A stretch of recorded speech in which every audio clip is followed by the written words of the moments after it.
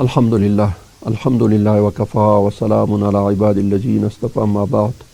فأعوذ بالله من الشيطان الرجيم بسم الله الرحمن الرحيم قال الله تعالى في كتابه كنتم خير أمة أخرجت للناس تأمرون بالمعروف وتنهون عن المنكر وتؤمنون بالله صدق الله العظیم. ګرانو لیدونکو السلام علیکم ورحمت الله وبرکاته. په تیرو درسونو کې مونږ د عباداتو سلسله شروع کړې وه او په هغې کې مونږ د لمونځ، روژې، زکات، حج دا 5 بنا چې کوم یو د اسلام دي په هغې باره کې تفصیلي خبره کړې او درسونه وړاندې کړي او د هغې نه وروسته بیا د قرآن عظیم شان د تلاوت او د ذکر اذکار او د درود شریف فضایل او مقاصد او اهداف مونږ بیان کړه. اوس راځو یو بلې موضوع ته چې دا تقریبا مهمه موضوع ده، هغه د دعوت مسله ده او د بلنې مسله ده.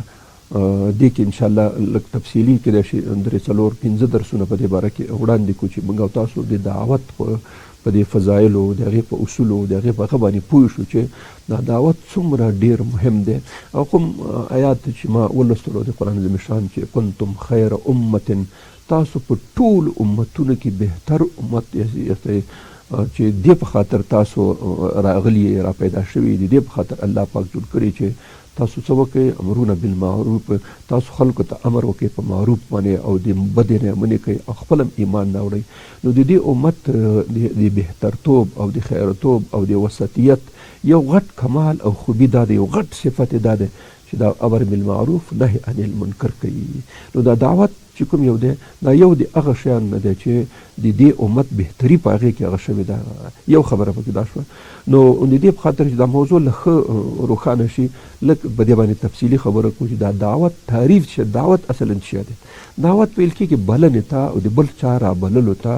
او خیر طرف ته، او د دې اصلي موضوع چې کوم یو ده د دعوت هغه د اسلام دین دی، هغه دین چې الله عز وجل رسول الله صلی الله علیه وسلم ته ورکړی دی. یعنې دعوت اصلي موضوع دا ده چې دوی به خلک اسلام ته به خلک دعوتېږي او هدف یې د دې دا دی د دې دعوت چې خلک ته هدایت وشي، خلکو ته لارښوونه وشي، خلکو ته رهنمایي وشي. دا شو. اوس د دې دعوت اقسام او ډولونه چې موږ تاسو بیان کړو چې دا په څو ډوله دی. دا معمولا د رسول الله صلی الله علیه وسلم د زندګۍ نه داسې استنبا کېږي چې دا په 2 قسمه باندې دی. یو ته ویل کېږي انفرادي دعوت، یو ته ویل کېږي اجتماعي دعوت. انفرادي دعوت دا معنی چې یو سړي سره سړی کینی او دعوت خبره او دلایل او دا شیان ورته وایي، دې ته ویل انفرادي دعوت، یعنی یو کس ته جدا جدا. بل د اجتماعي دعوت دا معنی چې لکه دا مونږ چې دلته درس وړاندې کوو دې ته اجتماعي دعوت وایي، یا په مسجد کې خطبه ورکول کېږي یا خلک را جمع شي، دا ټول شیان دا چې کوم یو د کسان ډېر شي پکې او هلته دعوت او د هغه خبره کېږي، دې ته ویل کېږي بیا اجتماعي دعوت. نو 2 قسمه شو، انفرادي دعوت، اجتماعي دعوت، یا یوازینی او ډله ییز دعوت. دا 2 قسمونه د رسول الله صلی الله علیه وسلم د زندګۍ نه پته لګي چې دا پکې شته. اوس د دعوت اسالیب او طریقې څه دي؟ دا دعوت به څنګه کېږي خلکو ته، یعنی څه طریقه لري، څه اسلوب یې څه دی چې مونږ او تاسو دعوت ورکړو. اصل خبره پکې دا ده، اول خبره پکې دا ده چې مونږ چا ته دعوت ورکو، اول لکه ډاکټر ته چې سړی ورشي نو اول د ډاکټر اوله وظیفه دا وي چې د دې سړي مرض معلوم کړي، ناروغي معلوم کړي، څه شی مرض پکې و چې ته وچکلک ورشه او ډاکټر ته کښېنه چې ورته چې ما د دوا ولیکه، نو ډاکټر خو خامخا دنه پوښتنه کوي چې اوس دې څه شي دوا درکړم.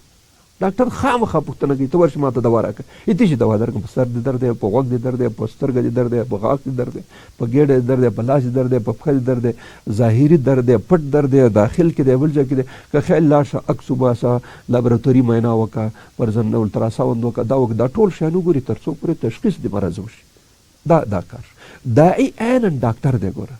اوس چې کلم دعوت کېږي نو داعي به څه کوي؟ اول به مرض معلوموي. په دې سړي کې، په دې اجتماع کې، په دې ګروپ کې، په دې خلکو کې غټه خبره څه ده، غټ مرض څه ده، غټ مصیبت په دې خلکو کې څه ده، دا باید سړی تشخیص کړي. اوله خبره پکې همدا شوه چې تر ټولو اولین کار د داعي دپاره، د دعوت کوونکي دپاره د مرض تشخیص دی. په یو حکومت کې، په یو نظام کې، په یو ملک کې غټه خرابي څه شی ده؟ لکه اوس افغانستان کې تر ټولو بدترین شی چې دلته په افغانستان کې دی هغه اداري فساد دی، هغه رشوت دی. دا ټول خلک چغې وایي، رئیس جمهور هم وایي، صدر اعظم هم وایي، وزیر هم وایي، غل هم وایي، مل هم وایي، ټول وایي چې اداري فساد دی. چې ټول تر ټولو زیات رشوت خور دی، هغه هم دا چغې وایي اداري فساد دی. او تر ټولو به خبیث دی، ټولو نه ډېر رشوت هم داخلي، تر ټولو به زیات په اداري فساد کې همدا بوله چې هغه هم چغې وایي چې اداري فساد دی. نو د افغانستان په سطحه دا فکر وکړئ، تاسو ته ټولو غټ مشکل دی موږ او تاسو د ټولو بدبختیو اصلي عامل دغه اداري فساد دی، دا ټول نظام همدې خراب کړی، دا ټول هغه نتیجه همدې بدله ایستلې. نو اوس دا تشخیص شو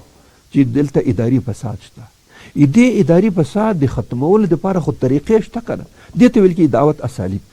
چې موږ او تاسو مرض تشخیص. دې انسان کې څه مشکل شته؟ غیبت کوي، چغلخوري کوي، شیطاني کوي، د الله پاک سره رابطه شته، مونځ نه کوي، روژه نه نیسي، د خلکو حق نه ورکوي، د مور حق نه پېژني، پلار حق نه پېژني، استاد حق نه پېژني، ګاونډي حق نه پېژني، د خلکو په عزت او ناموس او مال او داري په دې باندې تعرض کوي. دا پېژندل اول تشخیصول پکار دي چې د اجتماع کې مشکل څه شی دی، تکلیف څه شی دی، مصیبت څه شی دی، دا معلوم شي.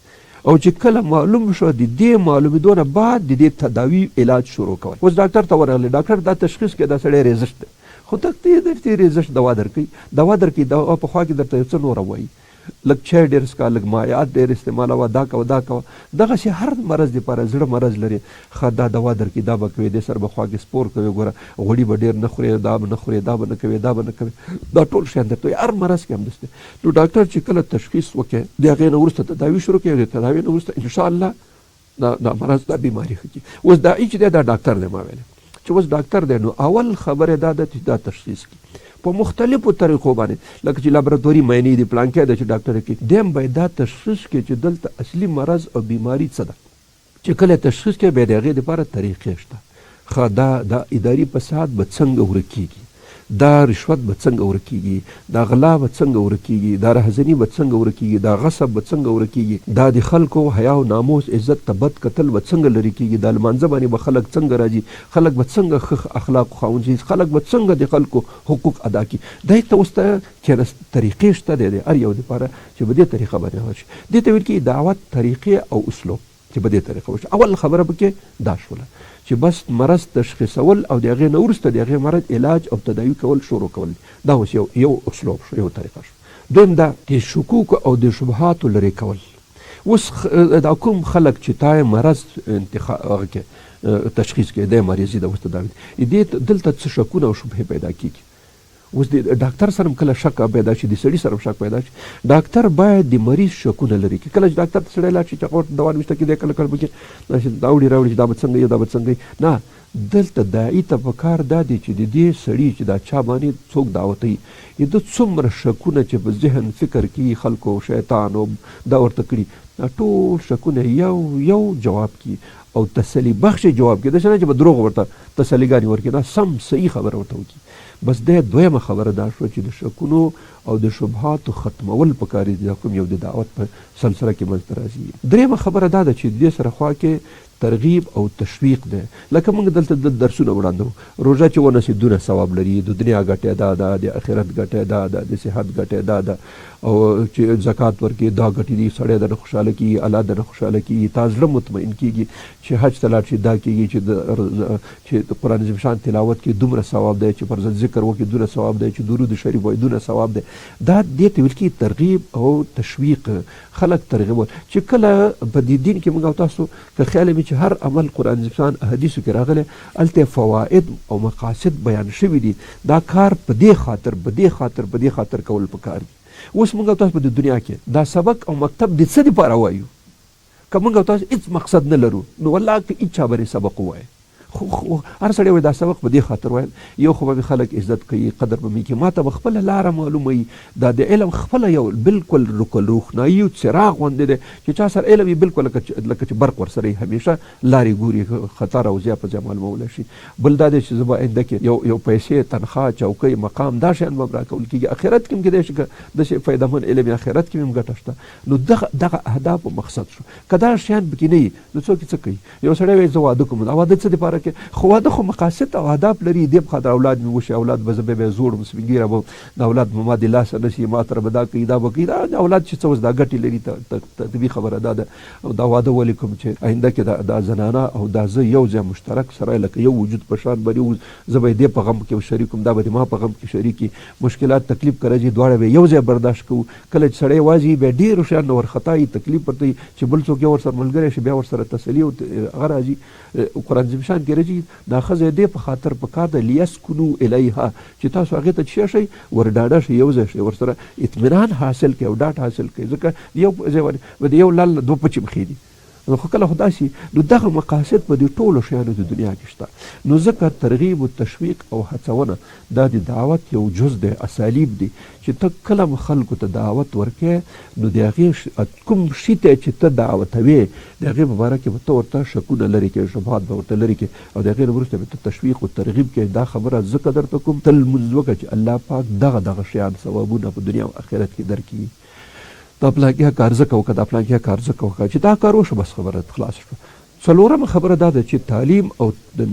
تربیه ورکول، چې موږ او تاسو تعلیم چې څومره شیان ورته ښیي دې ته ویل کېږي تعلیم، او د دې په خوا کې تربیت. سړی چې راغی سلام به ورته واچوي، چې کله هغه سلام واچوي ته به وعلیکم ورته وایي، چې کله سپین ږیری او د مشر سړی راځي نو سړی په ادب ورته کوي، لاس یې ونیسه، کښېنه، زیا ورته سمکا، ډوډۍ ورته راوړه. دا د څه شیان چې په دې اجتماع کې دي. چاته به کنځلې نه کوئ، مور او پلار احترام به ساتئ، د استاد احترام به ساتئ، د مشر به احترام ساتئ، مشر ته وایي چې کشر احترام به ساتئ، استاد ته وایي چې شاګرد تا باندې حق لري، شاګرد ته وایي چې استاد په تا حق لري، اولاد ته وایي چې مور او پلار په تا حق لري، مور او پلار ته وایي چې اولاد په تا حق لري، خاوند ته وایي چې ښځه در باندې حق لري، ښځې ته وایي چې خاوند در باندې حق لري. داسې نه ده چې هغې نه لري او ته لري، نه، دواړه یو بل ته سره محتاج. هر یو سړي ته وایي تا ګاونډی په تا حق لري، هغې ته ګاونډی تا هم ورباندې حق شته، هغه هم حق شته، تا هم حق شته. دغسې په کلي کې، په کور کې، په ښار کې، په بازار کې رعیت ته وایي چې حکومت په تا حق لري، حکومت ته وایي چې تم د رعیت هم د تا باندې حق لري، تا باندې مسؤلیت دی د رعیت ته، دا تنخواه چې تا اخلي د رعیت خدمت به کوې. ته اصل په حقیقت کې ته خادم یې، ته بادار نه یې، ته د ملت خادم یې، د ملت خدمت به کوې. دغه شیان چې کله ورته ویل شي دې ته ویل کېږي تربیت او ښوونه. دا شیان ضرور دی چې ته هم سړي ته تعلیم ورکړې، ښوونه ورکړې، ورته یادې کړې، او هم د دې خوا کې د هغې عملي طریقه ورته وښیې چې ګوره دا عملي کېږي داسې چې موږ دا څومره شیان وایو، دا چې کله عملي بڼه اختیار کړي، عملي شکل اختیار کړي، دې ته ویل کېږي تربیت. اوس یو سړی د لمانځه ټول شیان یاد کړي،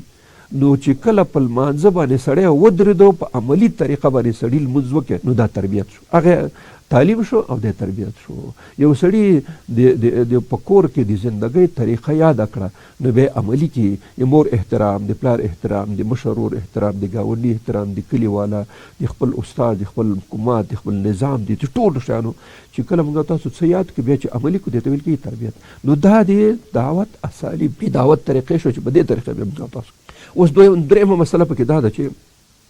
د دعوت وسایل څه دي، کوم شیانو باندې موږ او تاسو خلک دعوت کو. اوله خبره پکې دا چې د دعوت اولینه خبره دا ده چې موږ او تاسو په ژبه باندې، په خبره باندې خلکو ته خبره وکړو. لکه دا دلته چې درس کېږي، دا درس اول شی دی چې دې ته ویل کېږي دعوت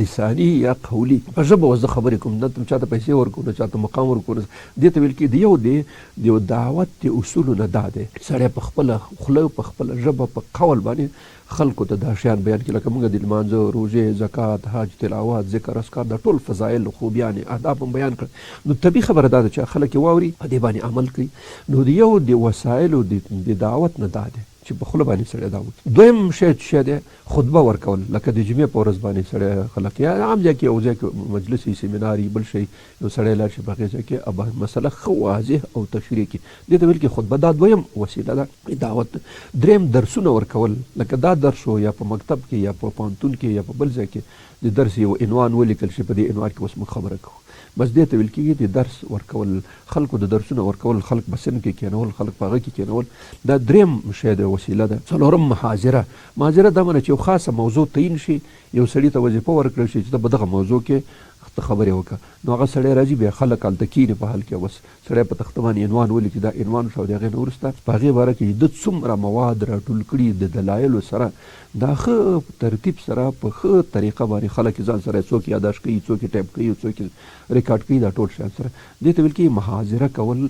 دا شته د بله خبره دی مناقشه. پنځم شی دی مناقشه. دا معنی چې خلک ډېر راجمع شي، فرضاً یو مسله کې شپږو کسان، مشران، علما، پوهان، دا خلک راشي، هغه یو مسله منځ ته واچوي، په دې باندې ښه مونږ لکه یو مثال ورکوم، په افغانستان کې اداري فساد یو غټ مشکل دی، د دې حل به څنګه راوباسو. په دې باره کې 25 کسان راځي، یو وایي چې دا طریقه اختیارول پکار دی، بل وایي دا طریقه اختیار کول، بل وایي دا اختیار. نو که 20 کسان یې 20 نظرونه وړاندې شي، دا به کوو دا به کوو دا به کوو دا به کوو څه څه وسایل چې له دې نه به کار اخلو دا به کوو خلکو ته به تبلیغ وکړو دعوت به ورکړو چې رشوت بل شی دی دا ډېره بده خبره ده تا نه چې سړی رشوت اخلي څونه پې خفه کېږي خو بل سړی باندې داسې خفه کېږي پې د بل چا مال ولې په غلطه طریقه باندې ته لاسته راوړي دا مختلفې طریقې دې ته ویل کېږي اوس مناقشه چې د یو مسلې په باره کې مختلف نظریات او مختلف خلک کینې سره خبره وکړي چې دې دپاره دا ده بیا په اخر کې چې دا کله خلک خبره وکړي بیا اتفاقي نقاط راوباسي پر ځان ډېر اتفاق په دې وشو چې دا کار وکړو بیا به دا کار کوو یو 15 شپږ لس مادې راوایستل شي چې دغه بحث نتیجه شوه نو بیا په همغه خبره باندې معمولا چې دا د کابینې اجلاس کې د وزیرانو هغه کې مجلسونه کې هغه کې دغه شیانې دې دپاره به څه کوو هغوی دا کوو هغوی دا کوو هغوی دا کوو بالاخره یو اتفاقي مسله چې راوځي نو همغې مطابق بیا د خپله لایحه وړاندې ځي دا یو طریقه ده امر بالمعروف او نهی عن المنکر خو عملي لحاظ باندې چې کوم شی ښیي د هغې امر کول خلک مسجد ته راده چالته لمونځ وکړي راوستل او چې کله بد کار کوم ځای کې وګوري د هغې سره عملا اقدام کول چې رشوتخور یې ولې د رشوتخور ونسي غل ونسي بویځي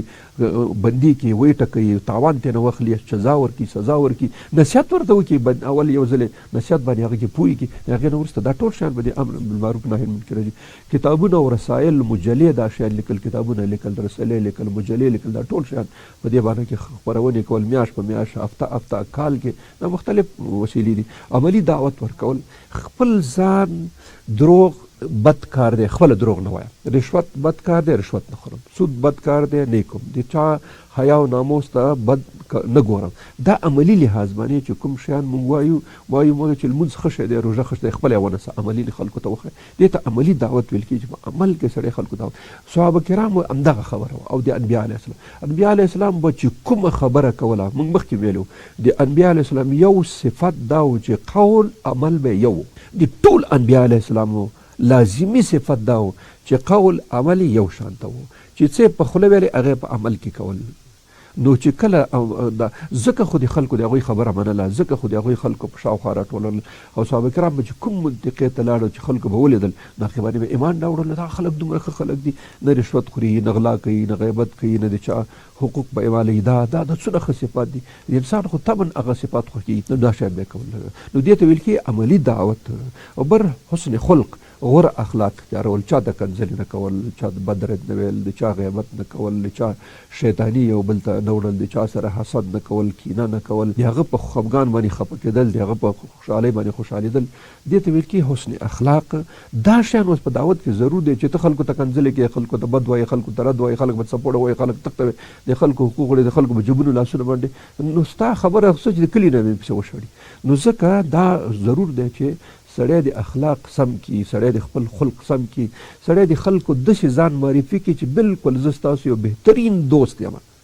او بهترین خیرخواه هم زه یم ځکه خو د پیغمبرانو علیه السلام یو صفت لازمي دا دی چې هغوی به ناصح او خیرخواهي هر پیغمبر د خپل امت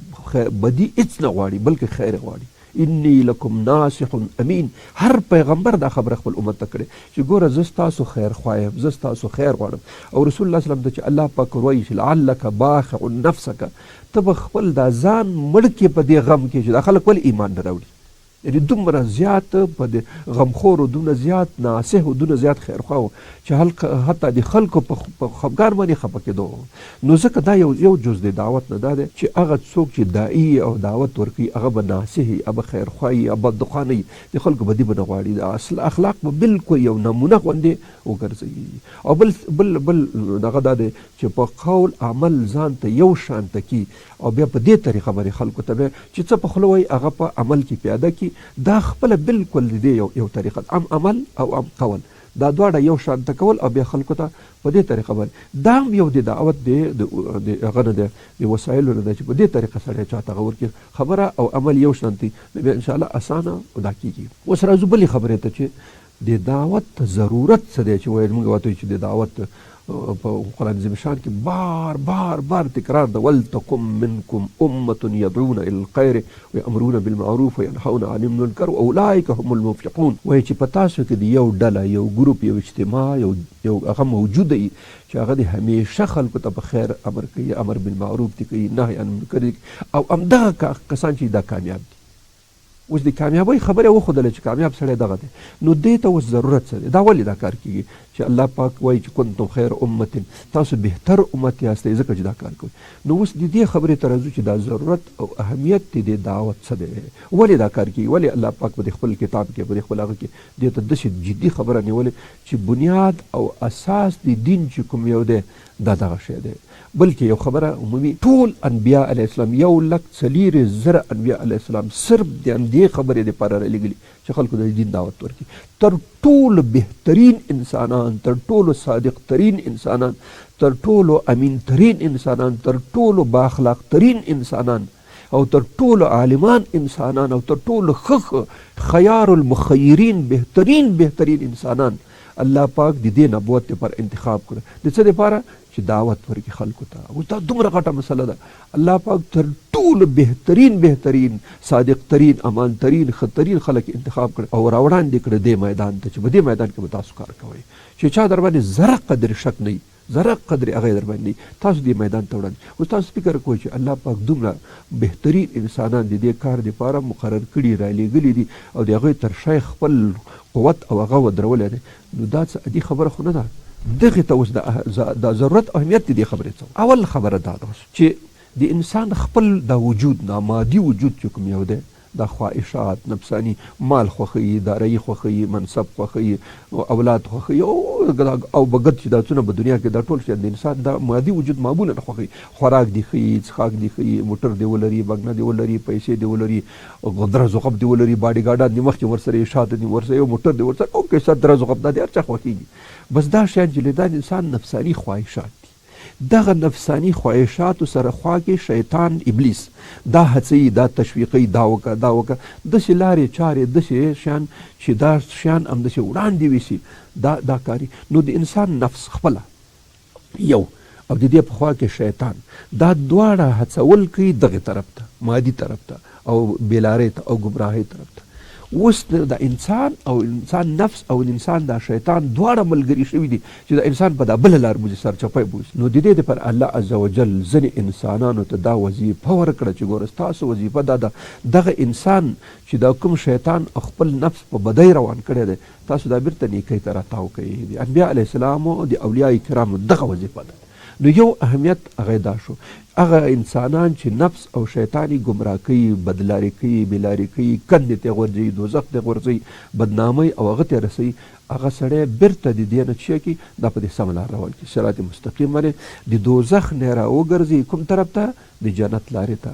یو خبره دا شو چې دلته په دې دنیا کې د انسان نفس او خوا کې شیطان دواړه سره ملګري شوي دي چې انسان ګمراه کی، بیلاری کی، دوزخ ته ورسي. نو داسې دعوت کسان دي هم موجود دي په دنیا کې چې دا انسان د دې دوزخ نه راوړي کوم طرف ته؟ جنت طرف ته او خیر طرف ته. ځکه وایي چې قرآن عظیم شان ولتکم منکم امة یدعون الی الخیر، یو ګروپ دی په تاسو کې چې خلک خیر ته رابولي، شیطان کوم طرف ته بولي؟ بدۍ ته.